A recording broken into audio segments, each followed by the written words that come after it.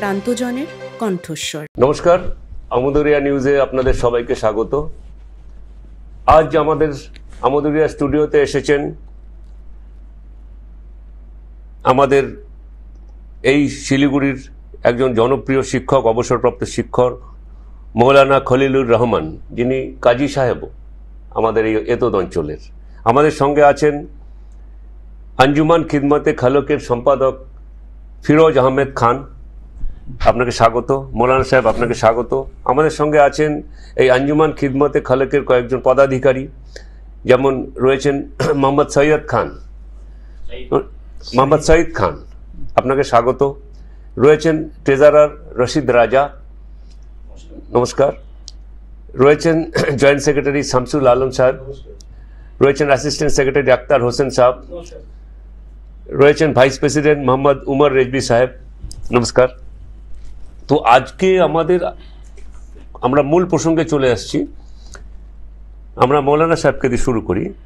এই ওয়াকফ সংশোধনী বিল নিয়ে তো এখন আন্দোলন হচ্ছে, মামলা হয়েছে, অনেক কিছুই হচ্ছে, এখানেও মিটিং মিছিল হচ্ছে। তো মৌলানা সাহেব আমাদের বলুন, এই ওয়াকফ সম্পত্তি বা ওয়াকফটা কি জিনিস?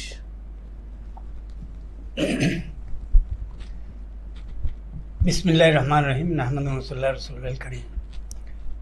सबसे पहले हम लोगों को वक़्फ़ समझने के लिए इस्लाम को समझना होगा। हमारे इस्लाम में चूँकि सिर्फ नमाज, रोज़ा, हज, ज़कात मुसलमानों का जो प्रेय है वो सब ही नहीं है, बल्कि पूरी दुनियावी ज़िंदगी का पूरा एक सिस्टम निज़ाम है। इसीलिए इस्लाम में ये है कि आप अपने संपत्ति को किस तरह से यूज़ करेंगे। मान लीजिए कि अगर आपका कोई नहीं है और आप अब इस दुनिया से जा रहे हैं, या शौक़ से ही आपकी इच्छा है यानी खिदमत खल्क करने का, तो आपने दिल में ये सोचा कि मैं ये ज़मीन या ये मकान या ये फला चीज़ हमने दान करना है गरीबों के लिए, आम मुसलमानों के लिए, आम पब्लिक के लिए मुसलमानों में, तो उसी को कहते हैं वक्फ। वक्फ के माने है दान करना, और इसीलिए जो वक्फ करता है दानकारी, उसको वाकिफ कहा जाता है। ও এর দান करना ও দানের এইটা যে দানের যে সম্পত্তি, সেটা কি আস্তে আস্তে সব জুড়ে এখন সারা ভারতে তো প্রায় 9 লক্ষ একরের আপনাদের करीब करीब, এবং যার ভ্যালুয়েশন প্রায় 1 লক্ষ কোটি টাকার বেশি। জি জি জি। তো এতদিন কি ছিল যে ওয়াকফ বোর্ড এই সম্পত্তিগুলো কিভাবে ঠিক করবে? तो नतून संशोधनी बिल ने तो जब ये वक्त तो बहुत पहले से आ रहा है, मुसलमानों की हुकूमत के ज़माने से आ रहा है वक्फ करना, वक्फ दान करना। तो ये वक्फ चलाया, लेकिन जब देश आज़ाद हुआ तो अब इस देश में एक कॉन्स्टिट्यूशन बना। उस दस्तूर में देखा गया कि चूंकि ये सेकुलर स्टेट पर आधारित है हमारा कॉन्स्टिट्यूशन, इसको सबको बराबरी का हक है। जो आपका संपत्ति है वो आपका है, जो इनका है वो इनका है। तो ये मुसलमानों की संपत्ति है, तो अब मुसलमान ही इसके यूटिलाइज करने का अधिकार रखते हैं। इसीलिए इसका एक बोर्ड गठन हुआ, उसको कहते हैं वक्फ बोर्ड। अब उस वक्फ बोर्ड के कुछ नियम कानून हैं। उस नियम कानून में ये है कि उसको इस्तेमाल करने वाले, उसका अधिकार, उसका मालिक सब कुछ मुसलमान ही होंगे, दूसरे नहीं होंगे। गवर्नमेंट सिर्फ उसकी देख रेख में रहेगी। ये है असल में वक्फ बोर्ड के मामला। वक्फ इस संपत्ति का जो इतना सारे संपत्ति, इससे क्या क्या होता है? हाँ, अब इसमें क्या होता है देखिए, माने कभी कभी इंसान की ज़रूरत, कहा गया है इंसान के ज़रूरियात की कोई इंतहा नहीं। 2 गज ज़मीन भी चाहिए 2 गज कफन के बाद। आदमी मरने के बाद भी ज़रूरत उसकी रह जाती है कि उसको 2 गज कफन चाहिए, उसको कहीं मिट्टी डालने के लिए उसको 2 गज ज़मीन चाहिए। तो अब ये कब्रिस्तान है, वो है वक्फ बोर्ड में। मस्जिद है, वो है वक्फ बोर्ड में। पहले ज़माने में इतने होटल वगैरह नहीं थे, अब तो ये मैंने व्यवसाय में आ गया है, तिजारत में आ गया है कि हमने होटल खोल लिया, पैसा क्या करेंगे। लेकिन पहले जमाने में वो होता था सराय, यानी मुसाफिर खाना, सराय खाना जिसको इन कहते हैं। तो वो वक्फ बोर्ड वाले वैसा करते थे कि भाई इसमें मुसाफिर लोग रहेंगे, यानी आम पब्लिक की भलाई के लिए, जिसमें ज्यादातर मुसलमान हो, मुसलमानों के लिए किया जाता था। लेकिन इसमें ये बंधा हुआ नहीं था कि वो नहीं करे, वो आ सकता है, वो रह सकता है मुसाफिर खाना में।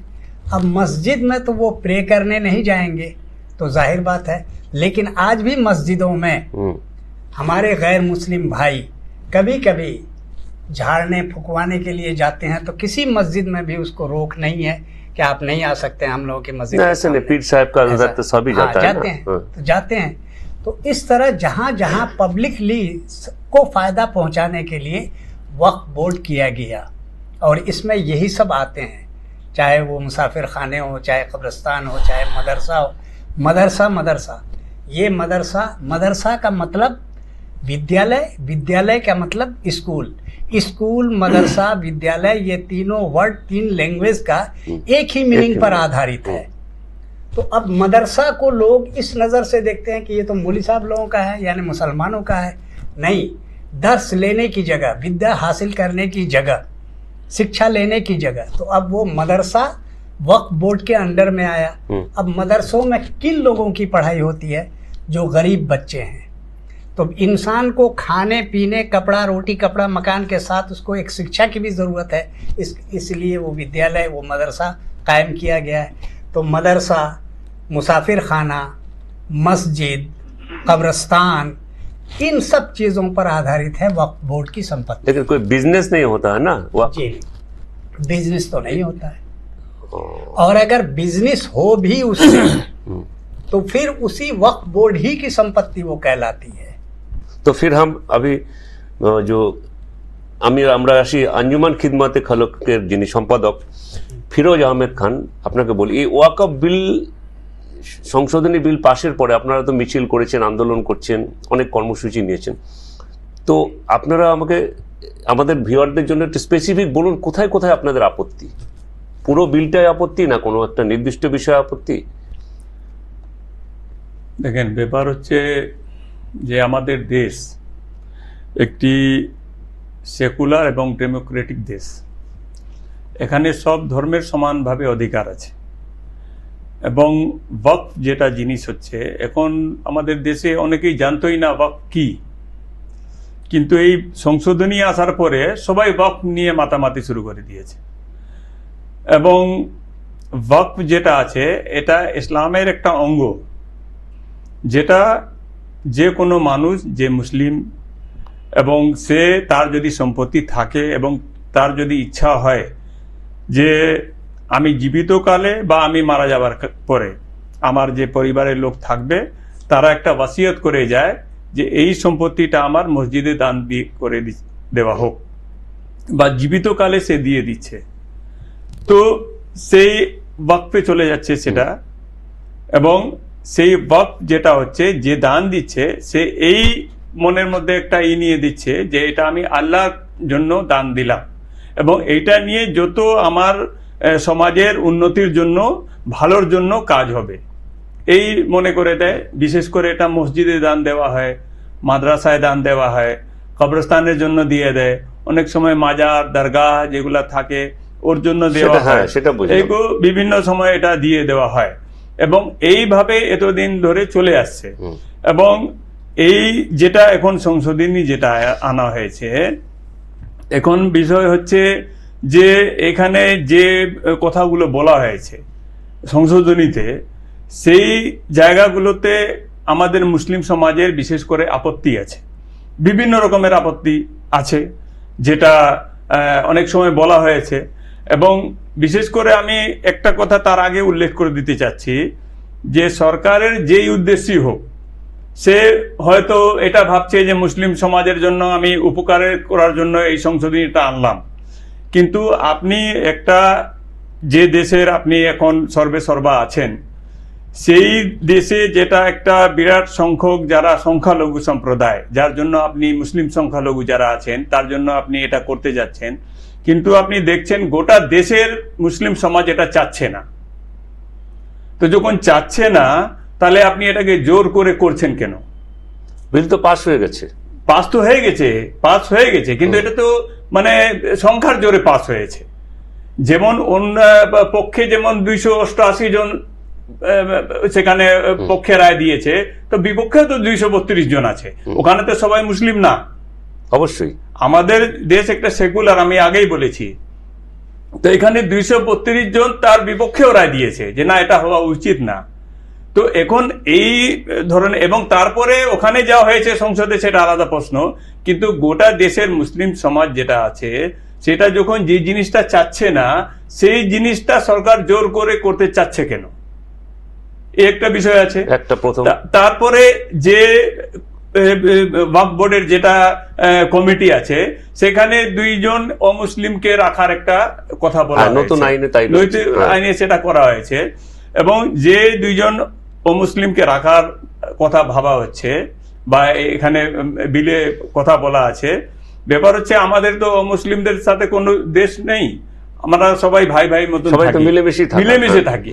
কিন্তু এখানে বিষয় হচ্ছে একটা নিয়মের শৃঙ্খলার একটা বিষয় আছে, যে আমাদের যেটা ধর্মীয় বিষয়, ওয়াকফ টোটালি মুসলিমদের এটা নিজস্ব ব্যাপার, নিজস্ব একটা ধর্মীয় একটা আচরণের মধ্যে পড়ে এটা।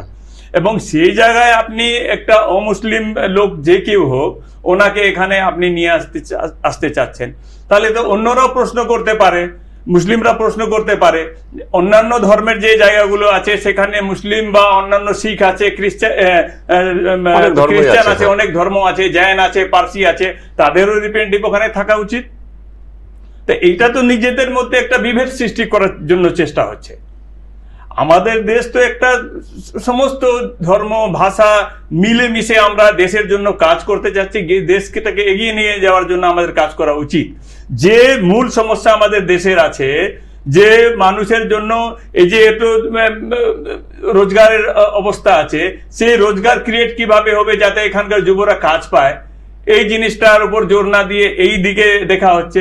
এই যে দ্রব্যমূল্যের বৃদ্ধি এত বেশি হচ্ছে, যারা গরিব মানুষ খেতে পারছে না, 2 বেলা আমাদের দেশের মানুষ, সাধারণ মানুষ খেতে পারছে কিনা, এইটা দেখা দরকার আছে সরকারের। এইটার উপর জোর আমরা দেখতে পাচ্ছি না। চাকরি, যে যুব সমাজ এদিক ওদিক ঘুরে বেড়াচ্ছে, চাকরি পাচ্ছে না। এখানে হিন্দু কি আর মুসলিম কি আছে? পেটের খিদার সবার জন্য লাগে, পেটের খিদা যখন পারবে তখন সবাই সব ধর্ম ভুলে যায় তখন।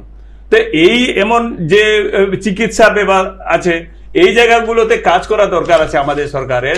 এই ধরনের ইস্যু নেই। ওয়াকফ তো কবে থেকে আসতেছে, কেউ আজ পর্যন্ত ওয়াকফ জানতো না, কিন্তু আজকে ওয়াকফ নিয়ে সবাই এখন উঠে পড়ে লাগছে।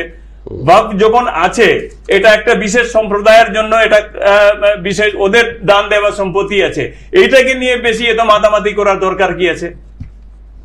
তো ওয়াকফ বিল, যেটা নতুন সংশোধনী বিলে বলা হয়েছে যে কিছু কিছু ক্ষেত্রে আগে ওয়াকফ বোর্ড চূড়ান্ত সিদ্ধান্ত নিতে পারত বিভিন্ন যে বিতর্কিত জমি, এখন ডেপুটি কমিশনার বা ডিস্ট্রিক্ট লেভেল অফিসার বা ডিএমরা সেই সিদ্ধান্ত নেবেন।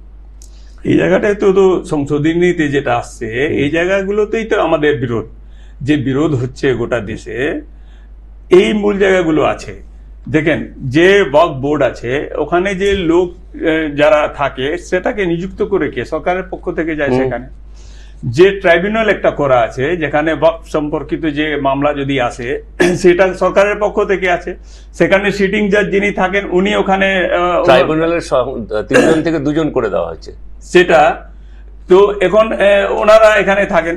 তারপরে এর প্রক্রিয়াটা যেভাবে সাধারণ একটা যে কোনো মামলার হয় ওইভাবে এখানে আছে। এইখানে যদি কোনো মামলা বিষয়ে যদি নিষ্পত্তি না হয়, সে হাইকোর্টে যেতে পারে, ওখানে গিয়ে সেই মামলা নিষ্পত্তি করানো যেতে পারে। এবং যে এখন যেটা অধিকার দেওয়া হচ্ছে আধিকারিকদেরকে, সেই যে অধিকারটা, সেইটা তো আমাদের যে ওয়াকফ বোর্ড যেটা অলরেডি আছে, সেটা তো এরা দেখতে পারে যে আমার সম্পত্তি আমাদের সমাজ থেকে দান দেওয়া, সেটা তো আমি ঠিক করব যে এটা ঠিক না বেঠিক। শুধু তাই না, বিলে বলা আছে কে কে দান করতে পারবে, সেটাও বলা আছে, জানেন নিশ্চয়ই? হ্যাঁ, নিশ্চয়ই জানি এটা। কিন্তু কে কে দান করতে পারবে পারবে না এটা তো আগে ছিল না, এইটা এখন বলার কি দরকার আছে?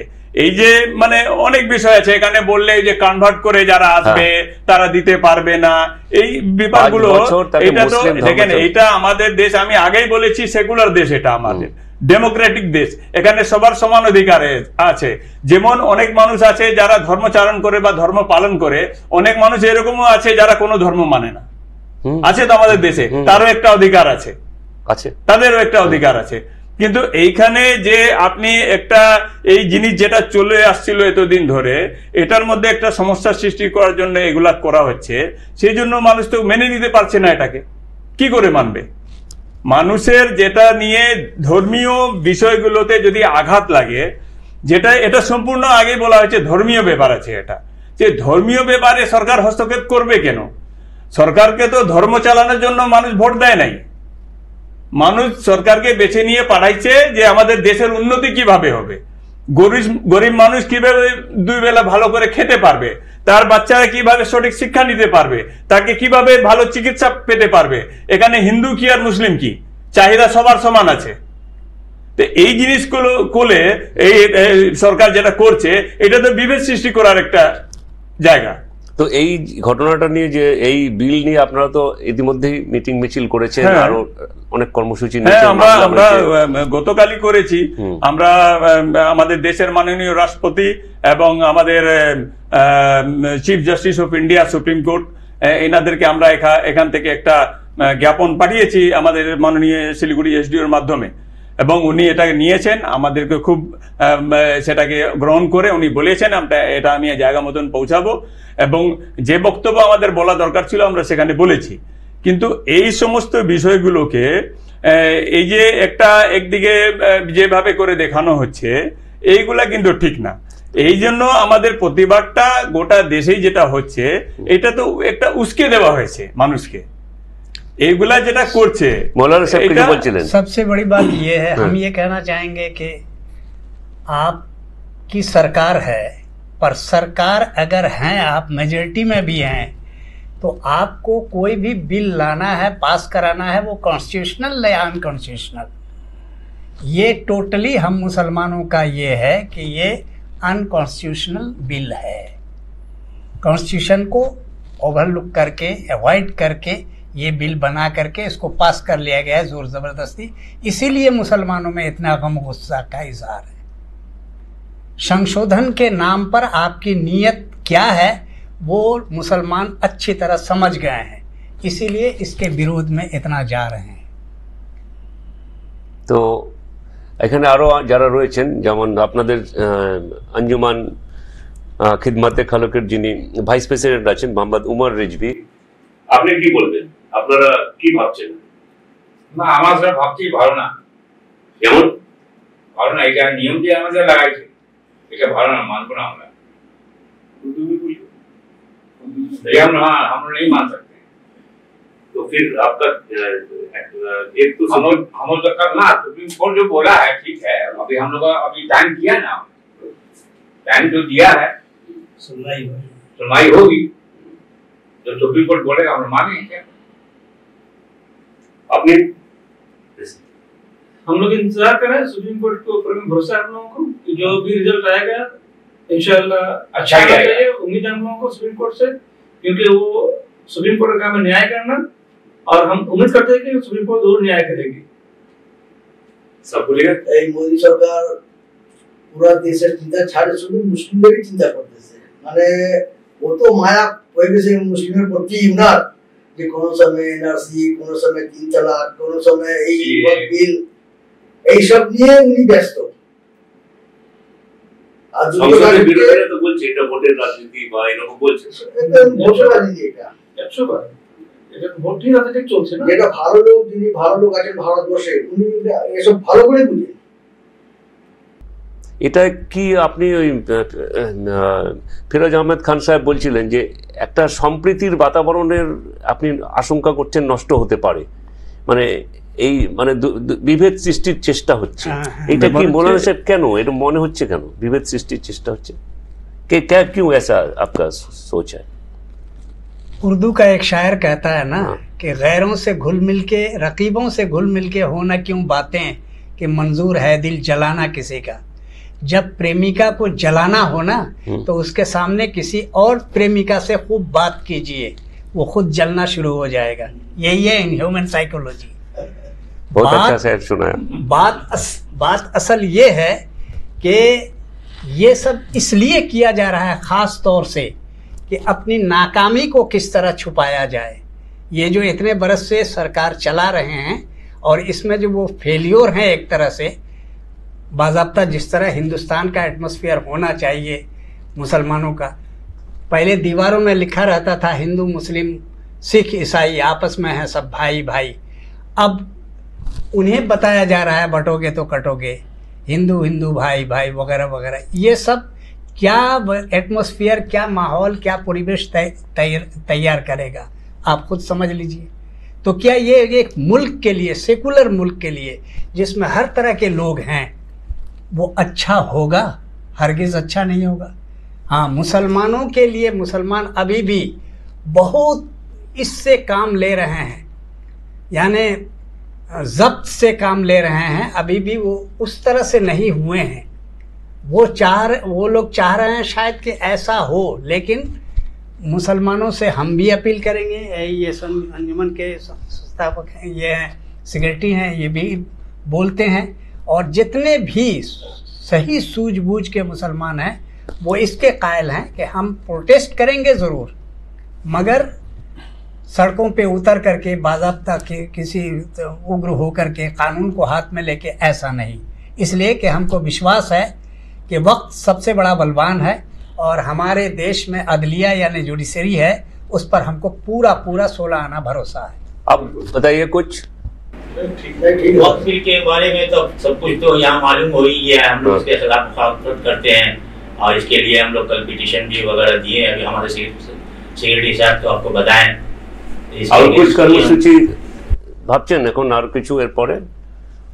এখন তো আপাতত আমাদের কর্মসূচি যেটা আমাদের প্রতিবাদ একটা করা দরকার ছিল সেটা আমরা গতকাল করেছি, এবং এখন সমস্ত বিষয়টা সুপ্রিম কোর্টের হাতে আছে, এবং অনেক পিটিশন পড়েছে, অনেক পিটিশন পড়েছে, এবং সেই মামলার রায়টা সুপ্রিম কোর্ট দিবে নিশ্চয়ই।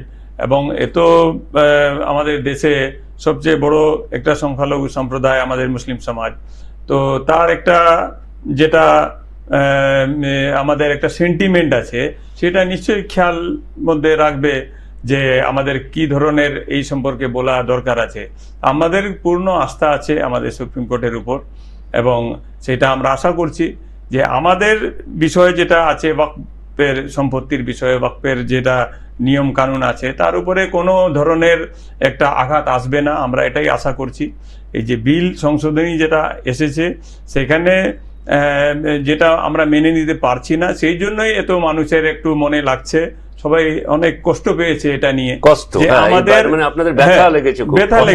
ব্যথা লেগেছে বলেই এত কিছু হচ্ছে। যদি এটা না হতো তাহলে সবাই তো শান্তই ছিল। আমি আগেই বললাম যে ওয়াকফ কি আছে এটা জানতোই না সাধারণ মানুষ, মানুষকে জানিয়ে দেওয়া হয়েছে যে ওয়াকফ এরকম বিষয় আছে। এইটা একটা বিশেষ সম্প্রদায়ের বিষয় আছে, তারা ওয়াকফে দান দেয়, তাদের কিভাবে ব্যবহার করবে তারা বুঝবে।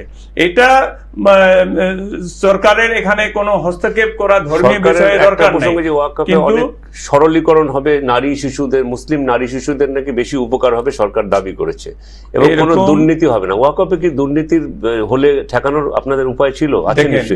ব্যাপার হচ্ছে যে মাথার উপর তো একটা সরকার আছে, এবং ওয়াকফ বোর্ড যেটা আছে তার দেখাশোনা সরকারের পক্ষ থেকেই হয়, লোক ওখানে অ্যাপয়েন্ট হয় সরকারের পক্ষ থেকে। যদি কোনো লোক দুর্নীতি করে থাকে তার বিরুদ্ধে তো অ্যাকশন নেবে কে? সরকার। তার জন্য দায়িত্ব কার আছে? সরকারের আছে।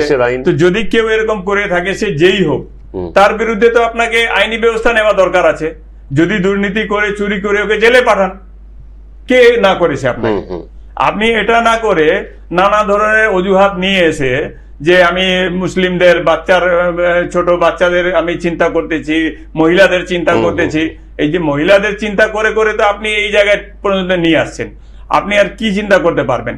আমি আগেই বলেছি, সবার একটা ধার্মিক মানে যেটা স্বাধীনতা থাকা দরকার সেটা আছে। ধর্মীয় স্বাধীনতা তো আমাদের সংবিধানেই আছে, সংবিধানেই আছে, এবং সংবিধানকে আমরা সম্পূর্ণভাবে মেনে চলি এবং সংবিধানের বিরোধী কোনো কাজ আমরা করি না। গোটা মুসলিম সমাজ এটা ভালো করে জানে এবং এই হিসেবেই আমরা এটাকে নিয়ে চলতে চাচ্ছি। কিন্তু এই যে আমি বললাম যে এক একটা মাঝে মাঝে এরকম একটা ইস্যু নিয়ে আসা হয় যাতে একটা মুসলিম সমাজকে খেপিয়ে তুলে দেওয়ার জন্য, এবং অনেক আছে এরকম যারা এটাকে নিয়ে কষ্ট পায়, অনেক আছে রেগেও যায়। তো এই বিষয়ে আছে এইটা যাতে সরকার এরকম না করে, যেই কাজটা করার জন্য ওনাদেরকে পাঠানো হয়েছে, দায়িত্ব দেওয়া হয়েছে, সাধারণ মানুষের জন্য কাজ করুক, কোনো বিশেষ সম্প্রদায়ের জন্য করা দরকার নাই ওনাকে। উনি যেটা ভারতের নাগরিক, যাদের চাহিদা দরকার আছে, যারা গরিব মানুষ, যাদের এগুলা দরকার আছে, ওনাদের জন্য কাজ করুক না সরকার। সরকারের দায়িত্ব এটাই আছে বলে আমরা মনে করি। সুপ্রিম কোর্টের আইন কি ডিসিশন হচ্ছে, তারপরে আমরা আগেকার কি করব আমরা সেটা আমরা করে। হ্যাঁ, মৌলানা সাহেবকে অনেক অনেক ধন্যবাদ, আপনাদের সবাইকে ধন্যবাদ। আমরা এই ওয়াকফ বিল, সংশোধিত বিল নিয়ে যে বিতর্ক তৈরি হয়েছে এবং যেটা নিয়ে আপনারা যে যুক্তিগুলো তুলে ধরলেন, তো এই ধরনের আপনাদের বক্তব্য আমরা মাঝে মাঝে জানার চেষ্টা করব এবং আপনারা যে আমাদের স্টুডিওতে এসেছেন সেজন্য আপনাদের অনেক অনেক ধন্যবাদ। এবং আমাদের ভিউয়ারদের জানাচ্ছি যে আমরা চেষ্টা করব এই ওয়াকফ সংশোধনী বিল নিয়ে যে আঞ্জুমান খিদমতে খালক এবং মৌলানা সাহেবের মতো গুণীজনরা কি চিন্তা ভাবনা করছেন তার আপডেট আমরা টাইম টু টাইম আপনাদের সামনে তুলে ধরার চেষ্টা করব। আজকে আমরা এখানে শেষ করছি। নমস্কার।